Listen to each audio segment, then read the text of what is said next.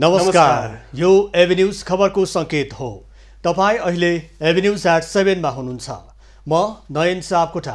म विष्णु बसौला। प्रारम्भमा मूल खबर। दुई समूहमा विभाजित भएपछि नेकपामा कारबाहीको लहर। ओली समूहले दाहाललाई कार्यकारी अध्यक्षबाट हटायो। बदर गर्ने निर्णय गरियो। संसद विघटन विरुद्ध दाहाल नेपाल समूह देशव्यापी आन्दोलनमा। कांग्रेसले पनि गर्यो आन्दोलनको कार्यक्रम सार्वजनिक। 165 निर्वाचन क्षेत्रमा एकसाथ प्रदर्शन गर्ने। प्रतिनिधि सभा विघटन विरुद्ध आन्दोलनप्रति प्रधानमन्त्री ओलीको आपत्ति। भन्छन् उपद्रव मचाए बापत माधव नेपालले पाए रजत पदक।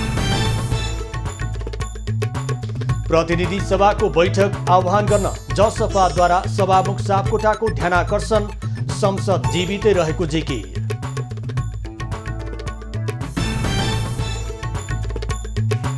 नेकपा विभाजनले प्रदेश सरकारमा पनि सङ्कट। सत्ता समीकरणमा हेरफेरको लागि दौडधुप।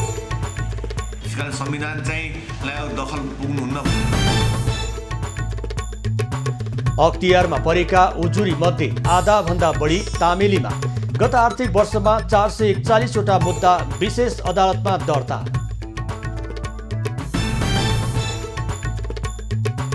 र दक्षिण अफ्रिकामा भेटियो नयाँ कोरोना भाइरस। बेलायतको भन्दा पनि बढी खतरनाक रहेको विज्ञहरूको भनाई।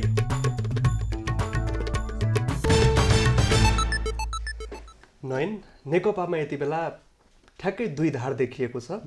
एउटा समूहले अर्को समूहलाई कारबाही गर्ने क्रम चलिरहेको छ।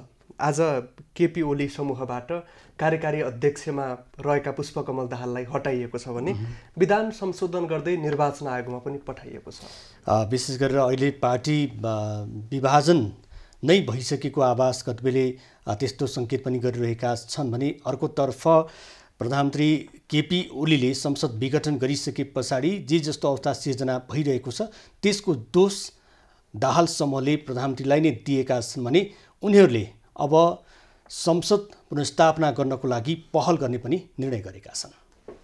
अब खबरको सिलसिला प्रारम्भ गरौँ ओली समूहद्वारा दाहाललाई कारबाही सम्बन्धी प्रसङ्गबाट। नेकपा ओली समूहले पार्टी विरोधी गतिविधि गरेको भन्दै पुष्पकमल दाहाललाई कारबाही गरेको छ। प्रधानमन्त्री निवास बालुवाटारमा बिहिबार बसेको सो समूहको केन्द्रीय समितिको बैठकले दाहाललाई कारबाही गर्ने निर्णय गरेको हो। विधानअनुसार काम नगरेको र पार्टी विरोधी गतिविधिमा संलग्न रहेको आरोप लगाउँदै दाहाललाई ओली समूहले कार्यकारी अध्यक्षबाट हटाएको हो। पार्टी एकताको बाँकी काम टुङ्गो लगाउने जिम्मेवारी पाए पनि दाहालले एकताको काममा कुनै ध्यान नदिएको भन्दै कारबाही गरिएको हो। पार्टीको दोस्रो अध्यक्ष कमरेड पुष्पकमल दाहाल प्रचण्डलाई निजले पार्टी विधान बमोजिम एकता महाधिवेशन सम्पन्न गर्नेतर्फ कुनै कार्य नगरेको, पार्टी विधान बमोजिम गर्नुपर्ने अन्य कार्यहरू नगरेको, कार्यभार सञ्चालन गर्न नसकेको र अस्वस्थ गतिविधि गरेको हुनाले निजलाई प्रदान गरिएको कार्यकारी अधिकार बदर गर्ने निर्णय गरियो। बैठकले दाहाललाई कार्यकारी अध्यक्षबाट हटाएर ओलीको मात्र हस्ताक्षर चल्ने गरी विधान संशोधनको निर्णय पनि गरेको छ। ओली समूहले नेताहरूको कार्य विभाजन गर्दै 7वटै प्रदेशका संयोजक तोकिएको छ। प्रदेश 1 मा सुभाष नेमाङ, प्रदेश 2 मा सत्यनारायण मण्डल, बागमती प्रदेशमा ईश्वर पोखरेल, गण्डकीमा पृथ्वी सुब्बा गुरुङ, लुम्बिनीमा शङ्कर पोखरेल, कर्णालीमा मणि थापा र सुदूरपश्चिम प्रदेशमा लेखराज भट्ट संयोजक तोकिएका हुन्। बैठकले जनवर्गीय संगठनको संयोजकमा टोप बहादुर रायमाझीलाई जिम्मेवारी दिने निर्णय गरेको छ। उपत्यका संयोजकमा कृष्ण कुपाल श्रेष्ठलाई तोकिएको छ। यसअघि दाहाल नेपाल नेतृत्वको नेकपाले प्रतिनिधि सभा विघटन गरेको भन्दै ओलीलाई अनुशासनको कारबाही गर्दै पार्टी अध्यक्षबाट हटाएर सो स्थानमा माधव नेपाललाई अध्यक्ष चयन गरेको थियो। नेकपा ओली समूहले पार्टीको आधिकारिकताका लागि ओली नेतृत्वको समितिको सबै विवरण निर्वाचन आयोगमा बुझाएको छ। दाहालले प्रयोग गर्दै आएको कार्यकारी अधिकार खारेज भएको सूचनासहित संशोधित विधान ओली समूहले आयोगमा दर्ता गराएको हो। त्यस अतिरिक्त अध्यक्षले केन्द्रीय समितिका सदस्यहरू मनोनित गर्न पाउने र केन्द्रीय समितिबाट अनुमोदन गरे पुग्ने व्यवस्था समेत गरिएको छ। नेकपा ओली समूहका अध्यक्ष केपी ओलीले आफूलाई पार्टीबाट हटाउनु भनेको चेस खेल्दा हात्ती खाए जस्तो भएको बताएका छन्। प्रधानमन्त्री निवास बालुवाटारमा आयोजित केन्द्रीय कमिटी बैठकलाई सम्बोधन गर्दै उनले दाहाल नेपाल समूहप्रति लक्षित गर्दै उनले सो कुरा बताएका हुन्। दाहाल नेपाल समूहले नारायणकाजी श्रेष्ठलाई प्रतिनिधि सभा विघटन विरुद्धको आन्दोलनको संयोजक बनाएकोमा व्यङ्ग्य गर्दै ओलीले खुट्टी हेर्दै चाल पाइयो भन्ने प्रतिक्रिया समेत दिए। अब किन संसद विघटन गर्नु पर्यो? अरू थुप्रै कुरा छोडिदिनुहोस्। यही किचकिच, यही झमेला, पार्टीभित्रै सधैँ हिँड्न खोज्यो खुट्टा समाउने, हिँड्न खोज्यो अल्झाउने, हिँड्न खोज्यो धराप थाप्ने, हिँड्न खोज्यो अल्झो लगाउने, अल्झाउने। यो कार्यक्रमलाई अध्यक्ष ओलीले जनआन्दोलन केहीमा नलागेको मानिसले आन्दोलन गर्न लागेको भन्दै श्रेष्ठप्रति व्यङ्ग्य गरेका हुन्। नेकपामा उपद्रव मच्चाए बापत माधव नेपालले रजत पदक पाएको उनको व्यङ्ग्य थियो। जेल टिक्णम, यता सम्झौता, उता सम्झौता, यता मिलन, उता मिलन, यता मेलमिलाप, कसको आशीर्वाद आदिबाट फेरि यसो सरकारमा पुग्न पाइन्थ्यो कि? त्यसपछि त चान्स चुनाव भयो भने त हुँदैन। चुनाव भयो भने चान्स हुँदैन भनेर उहाँहरू भागिरहनु भएको छ। गुमेको भूमि फिर्ता माग्दा भारतसँग सम्बन्ध बिगारेको आरोप लगाउनेहरूले सरकार ढालेर पार्टी फुटाउन खोजेपछि प्रतिनिधि सभा भङ्ग गर्नु परेको पनि अध्यक्ष ओलीले बताए। आफ्नो समूहले कसैलाई निष्कासन नगरेको भन्दै उनले दाहाल नेपाल समूहका नेतालाई मूलधारमा फर्कन अनुरोध समेत गरेका छन्। गृहमन्त्री रामबहादुर थापा नेकपाको केपी ओली समूहको केन्द्रीय समिति बैठकमा सहभागी भएका छन्।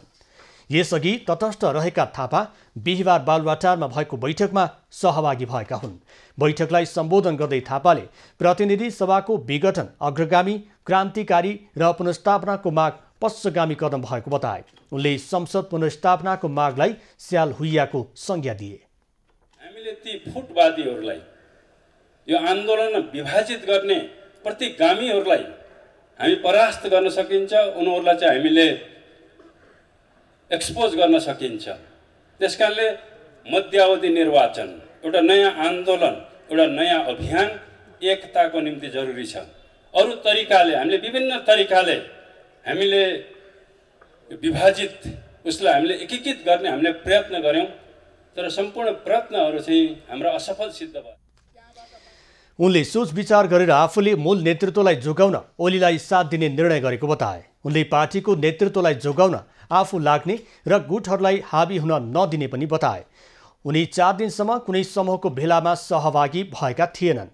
बिहिबार बिहान प्रधानमन्त्री केपी ओलीसँग छलफल गरेपछि उनी बैठकमा जान तयार भएका हुन्। ओली समूहले थापालाई पार्टीमा उपाध्यक्षको जिम्मेवारी दिने तयारी समेत गरेको छ। थापा ओलीतिर लागे पनि उनी निकटका अधिकांश नेताहरू दाहाल नेपाल समूहमा आबद्ध भएका छन्। पूर्व माओवादी समूहबाट यसअघि नै टोपबहादुर रायमाझी, लेखराज भट्ट र मणि थापा पनि ओली समूहमा सहभागी भइसकेका छन्। बिहिबार ओली पक्षको भेला खुल्ला चौरमा पाल टाँगेर गरिएको छ।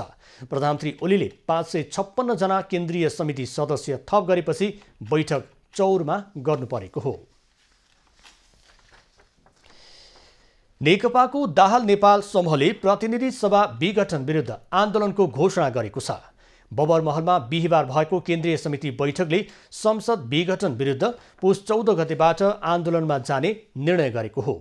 दाहाल नेपाल समूहले पार्टी संगठन र पार्टी एकतालाई कमजोर पार्न खोज्ने सबै प्रकारका प्रवृत्तिका विरुद्ध र संसद विघटनको विरुद्ध सङ्घर्ष गर्ने जनाएको हो। प्रतिगमनको विरुद्ध, प्रतिनिधि सभाको कथित विघटनका विरुद्ध सङ्घर्ष कसरी अगाडि बढाउने भनेर अभिमुखीकरण कार्यक्रम सञ्चालन गरिनेछ।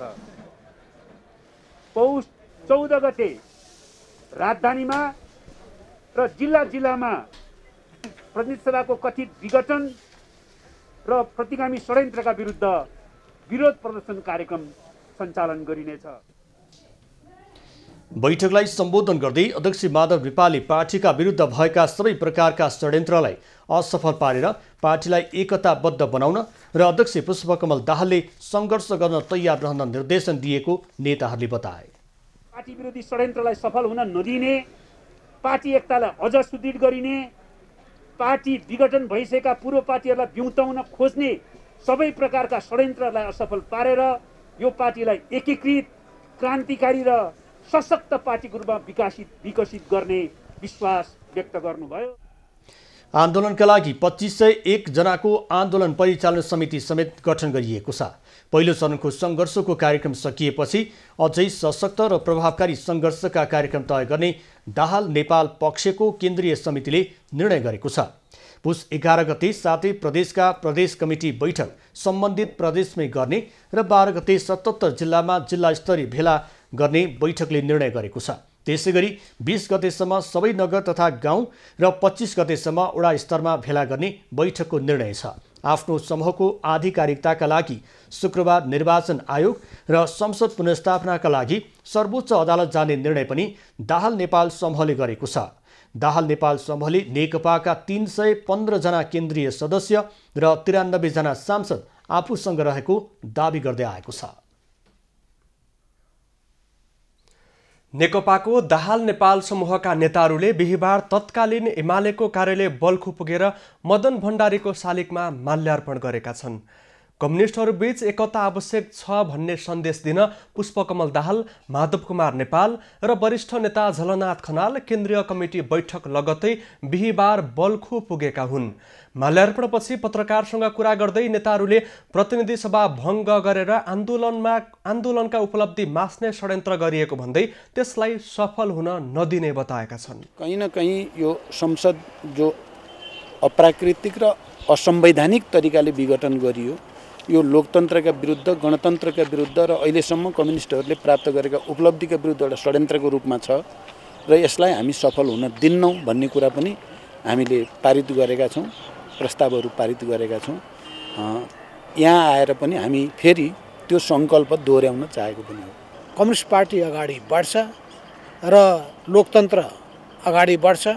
यो लोकतन्त्रको प्रवाहलाई कसैले रोक्न सक्दैन, गणतन्त्रलाई कसैले हरण गर्न सक्दैन, सङ्घीयतालाई कसैले समाप्त पार्न सक्दैन। त्यसका रक्षकहरू अझै पनि जिउँदैछन्। यसका निर्माताहरू, यसलाई ल्याउने योद्धाहरू र यसलाई अघि बढाएर लिएर जाने सङ्कल्प गरेका व्यक्तिहरू अझै पनि जिउँदैछन् भन्ने कुराको साक्षी नेपाल कम्युनिस्ट पार्टी नेकपा छ, हामी छौँ। नयाँ ढङ्गले चाहिँ यसलाई एकताबद्ध गर्छौँ, पुनर्गठन गर्छौँ र नेपाली जनताले 70 वर्षदेखि जुन भावना, जुन उद्देश्य, जुन आदर्शको आन्दोलन निरन्तर सञ्चालन गरेर आएको हो, त्यो आन्दोलनलाई हामी निरन्तर जारी राख्छौँ र यो देशमा समाजवाद निर्माण गर्ने हाम्रो सङ्कल्प हो। समाजवाद निर्माणको दिशातर्फ सिङ्गो देशलाई अगुवाई गर्नु, आम जनतालाई अगुवाई गर्नु हाम्रो कर्तव्य हो, हाम्रो पार्टीको कर्तव्य हो। अहिले हामीले लिने सङ्कल्प भनेको त्यही। ओलीले अलोकतान्त्रिक र निकृष्ट व्यवहार गरेको भन्दै अब दृढतापूर्वक अघि बढ्ने नेताहरूको भनाइ छ। नेतात्रयले पार्टीलाई एक ढिक्का बनाएर लैजाने प्रतिबद्धता समेत व्यक्त गरेका छन्। बल्खुमा कम्युनिस्टहरूको भाव झल्किने राम्रो र आधुनिक भवन निर्माण गर्ने निर्णय पनि दाहाल नेपाल समूहले गरेको छ। नेकपा अध्यक्ष पुष्पकमल दाहाल र नेपालको लागि चिनिया राजदूत हो यान्सी बीच आज भेट भएको छ। विभाजित नेकपाका अध्यक्षसँग उनले आज बिहान बल्खु स्थित दाहाल निवासमा भेटवार्ता गरेकी हुन्। भेटमा नेकपा विवाद, फुटको अवस्थाको विषयमा चीनको चासो दाहाल समक्ष एनसीले राखेको बताइएको छ। दाहालले भने आफू नेपालमा एउटै कम्युनिस्ट पार्टी होस् भन्ने पक्षमा भए पनि प्रधानमन्त्री ओलीका कारण विभाजनको अवस्थामा पुगेको बताएका छन्। नेकपामा विवाद चुलिएको समयमा यसअघि पनि एनसीले नेकपा अध्यक्ष एवं प्रधानमन्त्री केपी ओली माधव नेपालसँग भेट गरेकी थिइन्। उनले मङ्गलबार साँझ राष्ट्रपति विद्यादेवी भण्डारीसँग पनि शीतल निवासमा भेट गरेकी थिइन्। चीनले प्रधानमन्त्री ओलीलाई पद त्याग गरेर भए पनि पार्टी विभाजनको अवस्था हुन नदिन सुझाव दिएको छ। नेपाली कङ्ग्रेसले संसद विघटन विरुद्ध पुस 13 गते देशैभर विरोध प्रदर्शन गर्ने निर्णय गरेको छ।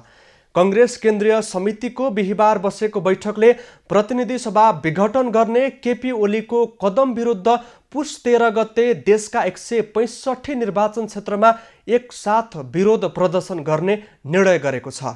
सभापति शेरबहादुर देउवाको प्रस्तावमा बैठकले सर्वसम्मत आन्दोलनमा जाने निर्णय गरेको कांग्रेस प्रवक्ता विश्व प्रकाश शर्माले जानकारी दिएका छन्। सभापति शेरबहादुर देउवा या पार्टीका वरिष्ठ नेता रामचन्द्र पौडेल या अन्य नेताहरू, त्यसैले आजको बैठकमा पनि अहिले बोल्ने क्रम सुरु भएको छ र यहाँहरूलाई म जानकारी गराउँ। आजको बैठकको सुरुमै पार्टीका सभापति शेरबहादुर देउवाले पुसको 13 गते सोमबार 165 निर्वाचन क्षेत्रमा एकसाथ प्रदर्शन गर्ने भन्ने प्रस्तावलाई उहाँले प्रस्तुत गरेर बैठकले त्यो निर्णय गरिसकेको छ। कांग्रेसले प्रधानमन्त्री ओलीको यो कदम असंवैधानिक र अलोकतान्त्रिक भएको निष्कर्षसहित विरोध प्रदर्शन गर्ने निर्णय गरेको हो। यस्तै पार्टीमा कोही आन्दोलनको पक्षमा र कोही निर्वाचनको पक्षमा भन्ने खालको विवरण विभिन्न सञ्चार माध्यममा आएको र त्यसमा सत्यता नरहेको कांग्रेसले दाबी गरेको छ। प्रधानमन्त्री ओलीले प्रतिनिधि सभा विघटन गरेपछि पार्टीको आधिकारिक धारणा तय गर्न कांग्रेस केन्द्रीय समिति बैठक मंगलबारदेखि जारी रहेको छ। जनता समाजवादी पार्टी जसपाले प्रतिनिधि सभाको बैठक आह्वान गर्न सभामुखको ध्यानाकर्षण गराएको छ। सो पार्टीका शीर्ष नेताहरूले आज सभामुख अग्नि प्रसाद सापकोटालाई भेटेर विशेष अधिकार प्रयोग गरी बैठक आह्वान गर्न आग्रह गरेका हुन्। जसपाका नेताहरू डाक्टर बाबुराम भट्टराई, उपेन्द्र यादव र लक्ष्मणलाल कर्णले सभामुख सापकोटालाई बैठक बोलाउन माग गरेका छन्। जसपा नेताहरूले प्रधानमन्त्रीलाई प्रतिनिधि सभा विघटन गर्ने अधिकार संविधानले नदिएकाले संसद जीवितै रहेको दाबी गरेका छन्। सभामुखले दलहरूसँगको छलफलको आधारमा आफू अघि बढ्ने भन्दै आश्वासन दिएका छन्। उनले बुधबार वक्तव्य जारी गरेर प्रतिनिधि सभा जीवितै रहेको आशय व्यक्त गर्दै दलहरूसँग छलफल अघि बढ्ने जनाएका थिए। प्रधानमन्त्री केपी ओलीले गत आइतबार प्रतिनिधि सभा विघटन गरेपछि त्यस विरुद्ध जसपाले आन्दोलन गर्ने घोषणा गरेको छ। यसैबीच जनता समाजवादी पार्टी जसपाले संसद विघटनको विरुद्धमा घोषणा गरेको आन्दोलनको तयारी सुरु गरेको छ। जनता समाजवादी पार्टी नेपाल केन्द्रीय कार्यकारिणी समितिको मंगलबार बसेको बैठकले संसद विघटनको विरोधमा आन्दोलनको कार्यक्रम तय गरेको थियो। सोही कार्यक्रमका आधारमा सफल बनाउनका लागि रणनीति तयार गर्न बिहीबार बैठक बसेको छ। बैठकले प्रधानमन्त्रीको असंवैधानिक कदम विरुद्धको आन्दोलन थप सशक्त बनाउने निर्णय गरेको छ। गरेका छौँ त्यो त यहाँहरूलाई विदितै छ। हामीले 10 गते चाहिँ पुतला दहनको कार्यक्रम राखेका छौँ प्रधानमन्त्री र राष्ट्रपतिको। 11 गते हामीले मसाल जुलुस गर्ने भनेका छौँ र 12 गते बृहत प्रदर्शन गर्ने हाम्रो तयारी हो। यो 3 दिनको कार्यक्रम, यो चरणको कार्यक्रम त हामीले घोषणा गरिसकेका छौँ। अब यस कार्यक्रमपछि थप कस्तो परिस्थिति सिर्जना हुन्छ त्यस आधारमा हामी चाहिँ थप छलफल गरेर अगाडि बढ्छौँ। जसपाले यसअघि नै केन्द्रीय कार्यकारिणी समितिको बैठकबाट पुस 10 गते प्रधानमन्त्री र राष्ट्रपतिको पुतला दहन गर्ने, 11 गते मसाल जुलुस निकाल्ने र 12 गते बृहत प्रदर्शन गर्ने कार्यक्रम तय गरिसकेको छ। पुस 5 गते प्रधानमन्त्री केपी ओलीको सिफारिसमा राष्ट्रपति विद्यादेवी भण्डारीले संसद विघटन गरेसँगै जसपाले आन्दोलनका कार्यक्रम घोषणा गरेको हो। सत्तारूढ नेकपाको आन्तरिक कलहले प्रदेश एक सरकारको समीकरण परिवर्तन हुने देखिएको छ। प्रदेशमा नेकपाको ओली समूह अल्पमतमा रहेका कारण त्यसको असर सरकारमा देखिने भएको हो। प्रदेश सभाका नेकपा सांसदले नै अब अहिलेको सत्ता समीकरण कायम नहुने प्रतिक्रिया दिएका छन्। चुनाव गर्छु भनेर घोषणा गरे, मलाई छ वैशाखमा यिनले चुनाव पनि गर्दैनन् र ऊ हार्ने चुनाव गर्दैन पनि र त्यसकारण अब के अरे नेपाली जनताको भविष्य अन्यलमा भएको छ साँच्चै हेर्यो भने। प्रदेश सरकारमा दाहाल नेपाल पक्षका 47 र ओली पक्षका 19 जना सांसद रहेका छन्। पार्टीमा आएको विवादले नेकपा प्रदेश इन्चार्ज भीम आचार्यको नेतृत्वमा सरकार बन्ने देखिएको छ। प्रदेश सरकारको किचलुका विषयमा प्रतिपक्षी कांग्रेस भने पर्ख र हेरको अवस्थामा रहेको छ। संघीय लोकतान्त्रिक गणतन्त्र यो सङ्घको प्रदेशको आधारमा पनि एउटा जगमा टिकेको संविधान पनि छ। त्यसकारण संविधान चाहिँ लाई दखल पुग्नुहुन्न भन्ने कुरामा हामी चनाखो भएर हेरि पनि रहेका छौँ। नेकपा दुई भागमा विभाजित हुँदा प्रदेश मा रहेका कङ्ग्रेसका 21 सदस्यको मत पनि निर्णायक हुन सक्ने देखिएको छ। प्रदेशसभामा जनता समाजवादी पार्टीका 3, राप्रपा र सङ्घीय लोकतान्त्रिक राष्ट्रिय मोर्चाका 1 जना सदस्य रहेका छन्। अहिले प्रदेश सरकारमा मुख्यमन्त्री सहित 3 जना ओली पक्षका र 2 जना नेपाल पक्षका छन्। नयन, कोरोना संक्रमणले गर्दा लामो समयदेखि आक्रान्त बनेको विश्वमा मानिसमा खोप लगाउन थालेसँगै केही खुसीको सञ्चार भएको थियो। तर पछिल्लो समय बेलायत, त्यसै गरी दक्षिण अफ्रिका लगायतका देशमा कडा प्रकृतिको संक्रमण देखिएपछि नागरिकहरू फेरि पनि त्रासमा छन्। नेपालभित्र भने कस्तो प्रकारको संक्रमण छ र कस्तो प्रकारको भाइरस बढी सक्रिय छ भन्ने समेत सरकारले अहिलेसम्म यकिन गर्न सकेको छैन। पछिल्लो विकसित भएको नयाँ संक्रमणले यतिखेर अत्याउन थालिसकेको छ भने नेपाल संक्रमणको जोखिमबाट हटिसकेको छैन। हुन त परीक्षणको जुन दायरा घटाउँदाखेरि त्यसको जुन असर कम देखिए तापनि यसबाट सतर्क र सावधान हुनु भने जरुरी छ। अबको क्रममा कोरोना भाइरस संक्रमण सम्बन्धी प्रसङ्ग। नेपालमा थप 613 जनामा कोरोना भाइरस संक्रमण पुष्टि भएको छ। 5510 PCR नमुना परीक्षण गर्दा 380 पुरुष र 233 जना महिलामा संक्रमण पुष्टि भएको हो। यो सँगै नेपालमा कोरोना भाइरस संक्रमित हुनेको संख्या 2,56,592 पुगेको छ। काठमाडौँ उपत्यकामा 244 जनामा संक्रमण पुष्टि भएको छ। तीमध्ये काठमाडौँका 179, भक्तपुरका 18 र ललितपुरका 27 जना रहेका छन्। यस्तै प्रदेश 1 मा 44, 2 मा 6, बागमतीमा 295 जनामा संक्रमण पुष्टि भएको छ। त्यस्तै गण्डकीमा 64, लुम्बिनीमा 74, कर्णालीमा 7 र सुदूरपश्चिममा 123 जनामा संक्रमण देखिएको छ। अहिले देशभर सक्रिय संक्रमितको संख्या 7384 जना रहेका छन्। तीमध्ये 3933 जना होम आइसोलेसनमा छन्। 3451 जना संस्थागत आइसोलेसनमा रहेका छन्। संक्रमित मध्ये 261 जना आइसियुमा र 49 जनाको भेन्टिलेटरमा उपचार भइरहेको छ। एकै दिन 739 जना कोरोना मुक्त भएका छन्। यो सँगै कोरोना संक्रमण मुक्त हुनेको संख्या 2,47,400 पुगेको छ। कोरोना संक्रमण पहिचानका लागि हालसम्म 18,96,250 वटा नमुना PCRबाट गरिएको छ। देशभर क्वारेन्टिनमा 400 जना रहेका छन्। कोरोना संक्रमणबाट थप 5 जनाको मृत्यु भएको छ। यो सँगै ज्यान गुमाउनेको संख्या 1,808 पुगेको छ।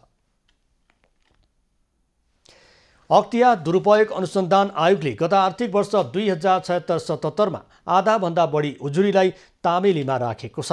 आयोगको 30औं वार्षिक प्रतिवेदन अनुसार गत आर्थिक वर्षमा फर्स्यौट भएका 16,952 उजुरीमध्ये 9,387 वटालाई प्रारम्भिक छानबिनबाट तामेलीमा राखिएको हो। आयोगका कार्यवाहक प्रमुख आयुक्त डाक्टर गणेशराज जोशीले बिहिबार राष्ट्रपति विद्यादेव भण्डारीलाई प्रतिवेदन बुझाएका हुन्। उक्त अवधिमा आयोगमा 25,152 उजुरी दर्ता भएका थिए, जसमध्ये अघिल्लो आर्थिक वर्षमा 8,558 वटा उजुरी सरेर आएका थिए। कुल उजुरीमा फर्स्यौट बाँकी रहेका 8,200 उजुरी भने आर्थिक वर्ष 2077-78 का लागि सरेका छन्। 786 उजुरी सुझावसहित तामेलीमा पठाइएको छ। फर्स्यौट भएका मध्ये 1,143 वटा उजुरी उप विस्तृत अनुसन्धान गर्ने निर्णय भएको छ भने 5,636 उजुरीमाथि अन्य आवश्यक कारबाही भएका छन्। गत आर्थिक वर्षमा सबैभन्दा बढी उजुरी संघीय मामिला मन्त्रालयसँग सम्बन्धित दर्ता भएका छन्। अनुसन्धानबाट 687 वटा कारबाही भएका छन्। आयोगले गत आर्थिक वर्षमा हालसम्मकै धेरै 441 वटा मुद्दा विशेष अदालतमा दर्ता गरेको छ। काठमाडौँको जडीबुटी स्थित सुकुमास्ती बस्तीमा बस्दै आएकी मनिषा परियारको मृत्यु रहस्यमय बन्दै गएको छ। मृतकका आफन्तले परिवारको मृत्यु नभई हत्या गरिएको भन्दै सूक्ष्म छानबिनको माग गरेका छन्। बुधबार बिहान मृत्यु भएकी मनिषा परियारको शव त्रिवी शिक्षण अस्पताल महाराजगञ्जको शवगृहमै छ। आफन्तले घटनाको सूक्ष्म छानबिन नभएसम्म शव नबुझ्ने अडानमा छन्। उनीहरूले मनिषाको मृत्यु नभई हत्या गरिएको आरोप लगाएका छन्। जिम्मा के अरे अहिले मैले पुलिस बोलाउँछु होइन भनेदेखि हामी जिम्मा लिँदैन तपाईँहरूकोमा काम गरेको हो। हाम्रो यहाँबाट के अरे गएको 1 महिना मात्र भएको थियो, यहाँबाट उतै बस्ने गरेर गएको हो, तपाईँहरूले जिम्मेवारी लिनुपर्छ, होइन भनेदेखि त हुँदैन भनेर मैले यसरी भन्दाखेरि अनि भित्र हामीले बहिनीलाई गाह्रो भयो नि, बहिनीलाई गाह्रो हुँदाखेरि अनि हामीले भित्र लगेर राख्दाखेरि अनि उनीहरू भागे। मनिषा विगत 1.5 महिना यता जडीबुटी नरेफाँट स्थित जयराम ठकुरी र सुषमा तामाङले चलाउँदै आएको फ्रेन्डसिप खाजा घरमा काम गर्दै आएकी थिइन्। दिनभरि खाजा घरमा काम गर्ने मनिषा त्यहीँ बस्दै आएकी थिइन्। बुधबार बिहान करिब 3 बजेतिर जयराम र सुषमाले मनिषालाई उनको दिदी भिनाजु कहाँ पुर्याइदिन्। मनिषाले 3 दिनदेखि साहुले आफूलाई खान समेत नदिएको बताइन्। त्यही क्रममा करिब 2 घण्टापछि उनको मृत्यु भएको आफन्तले बताएका छन्। राख्यो, हात खुट्टाहरू बाँधेर राख्यो, खाना पनि केही पाएको छैन। मैले खाना पनि दिएन, केही पनि गर्न दिएन। कुटपिट गऱ्यो, मलाई यसरी नै कुट्यो, यताउति गऱ्यो मलाई। दिदी मैले खाना नखाएको पनि 3 दिन जति भइसक्यो भनेर उसले त्यसो भन्यो। अनि त्यसो भन्दाखेरि अनि के कुरा भन्नु लागेको थियो, के कुरा भन्न नपाइकन पानी खान्छु भन्यो। पानी खान्छु भन्दा भन्दा प्राण गयो। आफन्तले मनिषाको शरीरभरि नीलडाम र घाउ समेत देखिएकाले उनको मृत्युलाई शङ्कास्पद भन्दै आएका छन्। घटनाबारे प्रहरीमा उजुरी दिने क्रममा कानुन व्यवसायीले समेत आफूले भन्दै नभनेको कुरा लेखिदिएकाले घटना थप रहस्यमय देखिएको भन्दै उनीहरूले घटनाको छानबिन गरी दोषीलाई कारबाही गर्न माग गरेका छन्। दिएको घाउ उनी लेखेको छैन, एउटै यो छारे रोग छ भनेर पनि हामीले भनेको थिएन। यो छारे रोग मेरो बुढीलाई एउटा रोगसोग केही लागेको छैन भनेको उल्टा यहाँनिर छारे रोग लागेर मरेको भनेर लेखिदिएको छ। यो के हो हामीलाई थाहै भएन यस्तो हेर्नु। यता महानगरीय प्रहरी परिसर भने घटना अनुसन्धानको क्रममा रहेको र वास्तविकता बाहिर आउने समय लाग्ने बताउँछ। अचानक त्यो दिन राति उहाँलाई स्वास्थ्यमा समस्या आयो भनिसकेपछि खाजा घरबाट उहाँको घरसम्म ल्याएर घर परिवारलाई जिम्मा लगाइएको भन्ने कुराहरू चाहिँ हाम्रो जानकारीमा आछ। यी सबै कुराहरू अहिले अनुसन्धान भइरहेछ के हो। मनिषाको मृत्यु कुनै नौलो घटना होइन। राजधानी लगायत देशभर महिला हिंसाका घटना लगातार बढ्दो क्रममा छ। अझ न्यून आय वर्गका महिलाहरू भने पछिल्लो समय थप असुरक्षित बन्दै गएका छन्।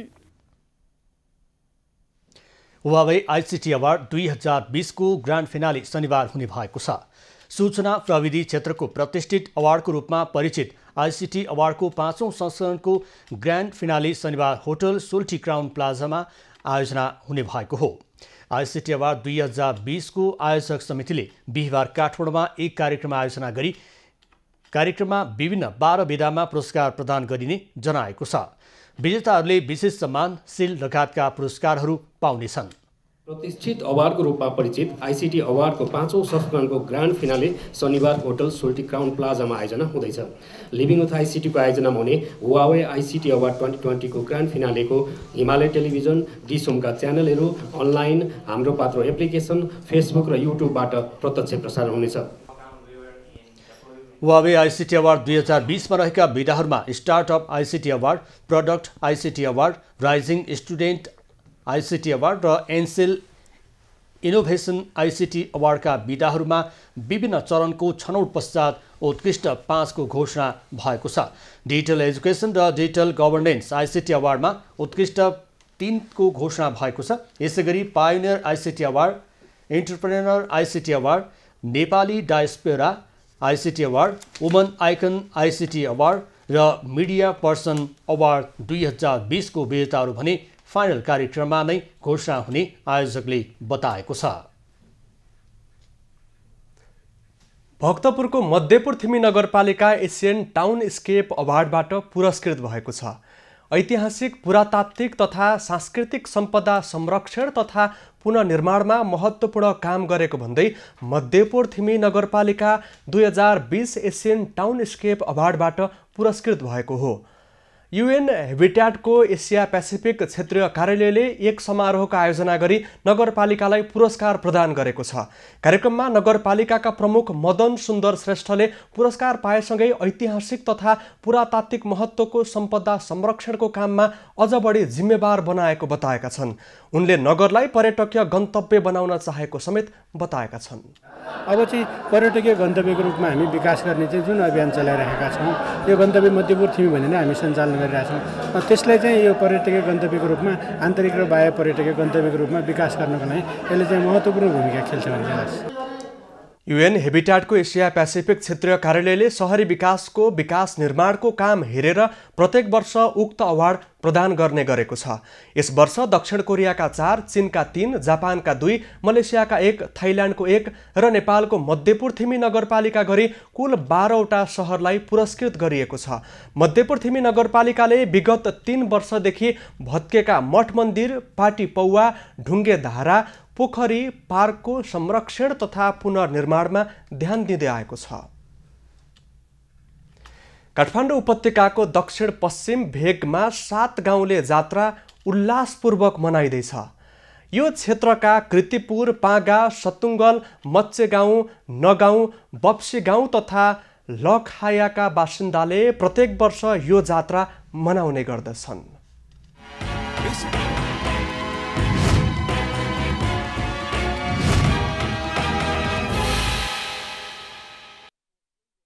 बखु मद जात्रा नामले प्रख्यात 7 गाउँले जात्रा अन्तर्गत आज बिहिबार बखु स्थित विष्णुदेवी मन्दिरमा बिहानैदेखि 7 गाउँले जात्रा उल्लासपूर्वक मनाइरहेको छ। 7 गाउँले जात्रा सप्तमीदेखि दशमीसम्म मनाइन्छ। यो जात्रा विशेष गरी काठमाडौँ उपत्यकादेखि दक्षिण पश्चिम भेगका बासिन्दाले मनाउने गर्दछन्।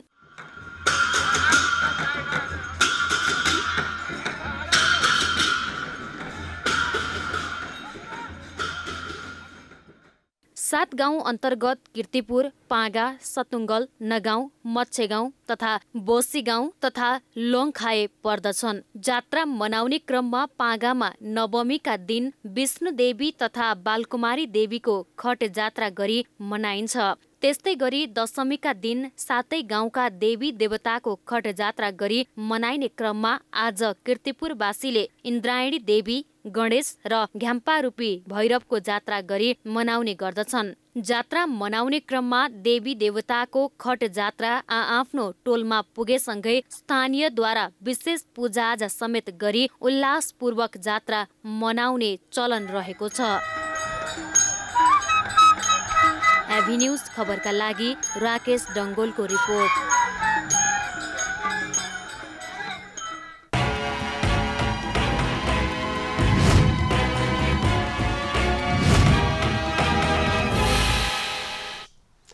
डोटीको क्याइसिङ गाउँपालिकामा पहिलो पटक एम्बुलेन्स सेवा पुगेको छ। गाउँपालिकामा पहिलो पटक एम्बुलेन्स भित्रिएपछि अकालमा ज्यान गुमाउनु नपर्ने आशा स्थानीयमा जागेको छ। नर्वेमा रहेका नेपाली र क्याइसिङ गाउँपालिकाको बजेटबाट एम्बुलेन्स खरिद गरिएको हो। नेपाली कांग्रेस जनसम्पर्क समिति नर्वेको 8 लाख र आन्तरिक बजेट 2,45,000 लगानीमा एम्बुलेन्स गाउँपालिकाले खरिद गरेको हो। 5-6 घण्टाको बाटो हुँदै वर्षौंदेखि बिरामीलाई डोकाडाला तथा स्ट्रेचरमा बोक्नुपर्ने बाध्यता एम्बुलेन्सले हटाएपछि स्थानीय हर्षित भएका छन्। बोक्नु पर्दथ्यो, नुन बोक्नु पर्दथ्यो, बिरामीलाई बोक्नु पर्दथ्यो, त्यही भने सबैलाई बोक्नु पर्दथ्यो। कहाँ पुगाउनु पर्छ बिरामीलाई? पहुँचाउनु पर्दथ्यो, पहिला आफ्नो जिल्ला पहुँचाउनु पर्दथ्यो। एम्बुलेन्सलाई गाउँपालिकाले व्यवस्थित रूपमा सञ्चालन गर्ने तयारी गरेको छ। अब समयमै उपचार नपाएर गाउँमा कसैले ज्यान गुमाउनु नपर्ने जनप्रतिनिधिको भनाइ छ। अब चाहिँ एकदमै हाम्रा सम्पूर्ण क्याइसिङ गाउँपालिकावासी, सम्पूर्ण वडावासी कोही पनि अकालमा कसैको पनि ज्यान जाने छैन। कोही पनि कसैको पनि अकालको हामीले सम्पूर्ण वडाका बासिन्दाहरूले सेवा सुविधा पाउनेछन्। बिरामी हुँदा तथा आकस्मिक घटना दुर्घटना हुँदा महँगो खर्च बेहोर्नु पर्ने, समयमै यातायातको साधन नपाउँदा बाटोमै बिरामीको मृत्यु हुने जस्ता बाध्यता अब हटेको गाउँपालिकाले जनाएको छ। प्राइभेट गाडीहरूमा लाँदाखेरि बिरामीलाई बस्नको लागि उपयुक्त नहुने भएको कारणले गर्दा हामीलाई धेरै गाह्रो थियो र यो जुन अहिले हामीलाई एम्बुलेन्स प्राप्त भएको छ यसले हामीलाई धेरै सहयोग पुग्नेछ। सुत्केरी हुन नसक्ने आमाहरू, गर्भवती आमाहरूलाई समस्या भएको बेला, वृद्ध वृद्धलाई समस्या भएको बेला अथवा बिरामीलाई कुनै पनि बिरामीलाई चाहिँ इमर्जेन्सी रूपमा हामीले सम्बन्धित ठाउँ पुर्याउनको निम्ति यसले ठूलो योगदान चाहिँ दिनेछ। यो गाउँपालिकाले गर्भवती महिला र ज्येष्ठ नागरिकलाई निशुल्क सेवा दिने कार्यविधि बनाएको छ। अन्यको हकमा एम्बुलेन्स सञ्चालन खर्च जुटाउने गरी यातायात खर्च लिने तयारी गरेको छ। गाउँमा एम्बुलेन्स आएपछि स्थानीय सरकारको अनुभूति भएको स्थानीयले बताएका छन्। तेजु ओली, डोटी। बाँकेको कोहलपुर नगरपालिका 11 डडुवा बस्तीमा पानी र शौचालयको अभाव हुँदा स्थानीयले शास्ति भोग्नु परेको छ। 42वटा घरधुरी रहेको उक्त बस्तीमा 2वटा पानीको धारा र 2वटा शौचालय मात्रै रहेको छ। बाँकेको कोहलपुर नगरपालिका 11 स्थित डुडुवा बस्ती भूमिहीन व्यक्तिहरूको बस्ती हो। 42 घरधुरी रहेको यस बस्तीमा सबै भूमिहीन छन् भने दैनिक मजदुरी गरेर उनीहरू छाकटारी रहेका छन्। सबै घरका लागि जम्मा 2वटा शौचालय र 2वटा पानीको धारा मात्र छ, जसले गर्दा डुडुवावासीको दैनिकी कष्टपूर्ण बनेको छ। यत्रो घरमा यहाँ एउटा धारा छ, पल्लो गाउँमा एउटा धारा छ, 2टा धारा मात्रै छ चालु छ। बाहिर चाहिँ जानुपर्छ, कच्ची टोयलेट बनाछन् कोहीले, अनि टोयलेट पनि छैन यहाँ। डुडुवा बस्तीमा शौचालय र पानीको समस्या नौलो होइन, यो समुदायका मानिसहरूमा आफै पानीको धारा र शौचालय बनाउने क्षमता पनि छैन। आर्थिक रूपले विपन्न यो बस्तीको समस्या समाधानमा अहिलेसम्म कुनै पनि सरकारको ध्यान जान सकेको छैन। दिनभर काम गरेर साँझ खानुपर्ने यस बस्तीका मानिसहरूले कोरोना महामारी नियन्त्रणका लागि लकडाउन भएपछि झनै समस्या बेहोर्नु परेको छ। बस्तीमा धेरै समस्याहरू छन् हजुर, कामकाज केही छैन। यो लकडाउनले गर्दा कमाएर खाने मजदुरी मान्छे हामी, बालबच्चा साना साना छन्। बालबच्चालाई साँझ बिहान एक छाक खुवाउन पनि हामीलाई मुस्किल परिरहेको छ। औषधि गर्दाखेरि बिमारी पर्दा औषधि गर्ने क्षमता पनि हामीसँग छैन। सरकारले कुनै सेवा सुविधाहरू हामीलाई गरेको छैन। डुडुवा बस्तीका मानिसहरू आफै सानो सानो झुप्रो बनाएर बसिरहेका छन्। आफै शौचालय र धारा निर्माण गर्न नसक्ने उनीहरूले पटक पटक समस्या समाधानका लागि नगरपालिका धाएका पनि छन्, तर नगरपालिकाले वास्ता नगर्दा समस्या झेलेरै बस्न बाध्य भएको उनीहरू बताउँछन्। कैलाली ब्युरोको रिपोर्ट। स्वदेशमा सम्भावना नदेखेर धेरै युवाहरू दिन प्रतिदिन विदेश पलायन भइरहेका छन्। युवाको मोह विदेशतिर भएको बेला भोजपुर तिम्माका सङ्गम राईले भने जडीबुटी खेतीबाट समाजमा उदाहरणीय काम गरिरहेका छन्। उनी आफ्नै 45 लाख लगानीमा सतुवा तथा अन्य जडीबुटी खेती गरी सफल उद्यमी बनेका छन् भने राम्रो आम्दानी समेत गरिरहेका छन्। भोजपुरको टम्कीमयू गाउँपालिका 1 तिम्माका कृषक सङ्गम राईले विगत 10 वर्षदेखि जडीबुटी खेती गरिरहेका छन्। उनले यो व्यवसायबाट राम्रो आम्दानी गरिरहेका छन् भने अन्य कृषकका लागि पनि सहयोगको पात्रको रूपमा स्थापित भएका छन्। उनले अहिले 45 लाख लागतमा करिब 5 रोपनी क्षेत्रफलमा 35,000 सतुवाको नर्सरी लगाएका छन्। नर्सरीमा उत्पादन भएको सतुवा प्रति केजी 10,000मा बिक्री हुने गरेको छ भने बिरुवा प्रति गोटा 20 देखि 100 रुपैयाँसम्ममा बिक्री हुने गरेको कृषक राईको भनाइ छ। उनले 1 वर्षमा 2 लाखसम्म सतुवाको बिरुवा बाहिर पठाउँदै आएका छन्। यसबाट वार्षिक 15 लाखसम्म आम्दानी हुने गरेको उनको भनाइ छ। मेरो 15 लाख जति आम्दानी हुन्छ। त्यो भएकोले युवाहरूलाई चाहिँ म के भन्छु भने कुनै पनि तपाईँको चाहिँ बाँझो कुचो रहेको जग्गालाई तपाईँको सदुपयोग गर्दाखेरि तपाईँको चाहिँ साथ सहयोग तपाईँको चौतर्फी रूपबाट चाहिँ हामीले लिन पनि सकिन्छ, सल्लाह सुझाव लिन पनि सकिन्छ र युवाहरूलाई यसरी जुटेर तपाईँको चाहिँ काम गर्नुपर्छ भन्ने नै मेरो कुरा हो। र विदेश जानु हुँदैन, यसरी नै तपाईँको खेतीमा चाहिँ आबद्ध हुनुपर्छ भन्ने मेरो सल्लाह सुझाव छ उहाँहरूलाई। कृषक राईले आफ्ना क्षेत्रका स्थानीयलाई पनि जडीबुटी खेतीमा लाग्न प्रोत्साहन समेत गर्दै आएका छन्। उनको सफलता देखेपछि तिम्माका अधिकांश स्थानीय यसतर्फ आकर्षित छन्। स्थानीयले उत्पादन गरेका जडीबुटीलाई सङ्कलन गरेर बजारसम्म पुर्याउनका लागि सहयोग समेत गर्दै आएका छन्। आफ्नो क्षेत्रका कृषकलाई व्यावसायिक बन्न प्रोत्साहन गरिरहेको उनको भनाइ छ। सतुवा बहुउपयोगी जडीबुटी भएकाले बजारमा माग पनि बढिरहेको राईको भनाइ छ। मेरो मात्रै फर्मले नभएर अन्य फर्महरूबाट पनि तपाईँको चाहिँ मैले कलेक्सन गरेर बाहिर पठाउने काम गरिरहेको छ। यसको बढी नै बजारको माग छ र यो जडीबुटी सतुवा भन्ने चिज चाहिँ तपाईँको यति राम्रो चिज हो, हेर्दै पनि आकर्षक हुन्छ होइन। र तपाईँको औषधि तपाईँको त्यसको माथिको दानाबाट तपाईँको निस्केको त्यो रातोपन हुन्छ, त्यो भाग नै तपाईँको खाँदा पनि राम्रो भयो। अन्य कृषकलाई जडीबुटीको विषयमा आवश्यक जानकारी दिनका लागि आफ्नै आयोजनामा विभिन्न कार्यक्रम समेत गराउँदै आएका छन्। त्यहाँका स्थानीयले उत्पादन गरेको जडीबुटी बजारीकरणको जिम्मा समेत राईले नै लिएका छन्। उत्पादित वस्तु आफ्नै घरबाट बिक्री गर्न पाउँदा स्थानीय पनि खुसी छन्। व्यापार व्यवसायमा प्रतिस्पर्धा हुँदा एकले अर्कालाई असहयोग गरेका धेरै उदाहरण छन्, तर सम्पूर्ण स्थानीयलाई साथ सहयोग गर्दै व्यवसाय गरिरहेका राई समाजमा उदाहरणीय पात्र बन्न सफल छन्। युवराज विष्ट, भोजपुर। अब पालो एभिन्यूज@ मौसमको।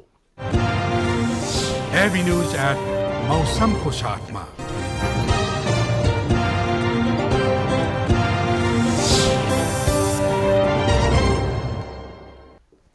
पछिल्लो 24 घण्टामा देशभरको मौसममा आंशिकदेखि सामान्य बदली भयो। देशको पहाडी भूभागमा आंशिक बदली रही बाँकी भूभागको मौसम सामान्यतया सफा रहने जल तथा मौसम पूर्वानुमान महाशाखाले जनाएको छ। काठमाडौँ उपत्यकाको आजको अधिकतम तापक्रम 19 डिग्री सेल्सियस र न्यूनतम तापक्रम 4 डिग्री सेल्सियस मापन गरियो। आज देशभरको मौसम कस्तो रहे त हेरौँ देशका विभिन्न स्थानको मौसमी अवस्था।